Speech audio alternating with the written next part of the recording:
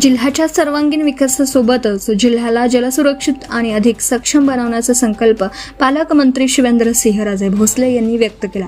भारताच्या 80व्या स्वातंत्र्य दिनानिमित्त जिल्हाधिकारी कार्यालयात आयोजित मुख्य शासकीय समारंभात त्यांच्या हस्ते ध्वजारोहण करण्यात आले. यावेळी त्यांनी जिल्ह्यातील नागरिकांना स्वातंत्र्य दिनाच्या शुभेच्छा दिल्या तसेच स्वातंत्र्य सैनिकांच्या त्यागाला अभिवादन केलं. या समारंभास जिल्हा परिषदेच्या अध्यक्षा उषाताई पाटील, लातूर शहर महानगरपालिकेच्या महापौर जयश्रीताई सोनकांबळे, जिल्हाधिकारी डॉक्टर भारत बास्टेवाड, पोलीस अधीक्षक अमोल तांबे, जिल्हा परिषदेचे मुख्य कार्यकारी अधिकारी राहुल कुमार मीना, महानगरपालिका आयुक्त राहुल कुलकर्णी यांच्यासह लोकप्रतिनिधी, वरिष्ठ अधिकारी, स्वातंत्र्य सैनिक, माजी सैनिक, शहीद जवानांचे कुटुंबीय, पत्रकार आणि नागरिक मोठ्या संख्येने उपस्थित होते. स्वातंत्र्य सैनिकांच्या स्वप्नातील सक्षम, समृद्ध आणि आत्मनिर्भर भारत घडवणं ही आपली जबाबदारी आहे. प्रधानमंत्री नरेंद्र मोदी यांच्या विकसित भारत संकल्पनेत महाराष्ट्राची भूमिका महत्त्वाची आहे.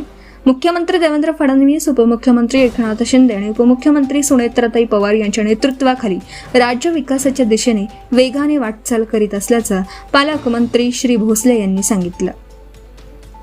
पुण्यश्लोक अहिल्यादेवी होळकर शेतकरी कर्जमुक्ती योजनेच्या पहिल्या टप्प्यात लातूर जिल्ह्यातील 54,388 शेतकऱ्यांची यादी जाहीर झाली आहे.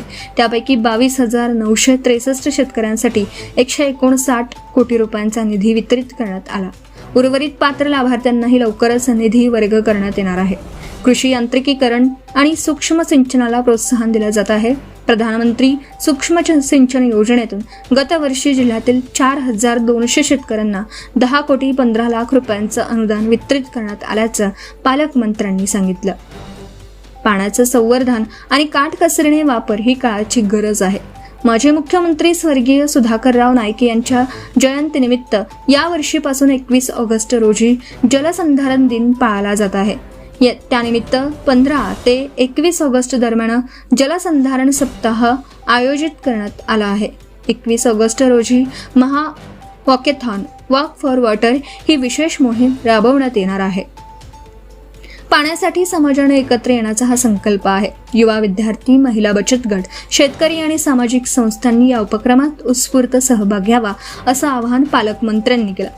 यावेळी महा वॉकेथॉन वॉक फॉर वॉटर लोगोचे अनावरण करण्यात आलं. उपस्थितांनी मृद व जलसंधारणाची शपथ देण्यात आली.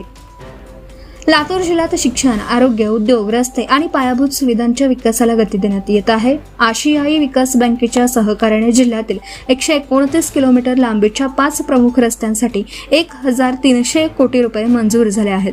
सहकार विभागाचे कार्यालय एकाच छताखाली आणण्यासाठी लातूर येथे सहकार भवनाची उभारणी करण्यात येत आहे. Subscribe now and press the bell icon. Never miss an update.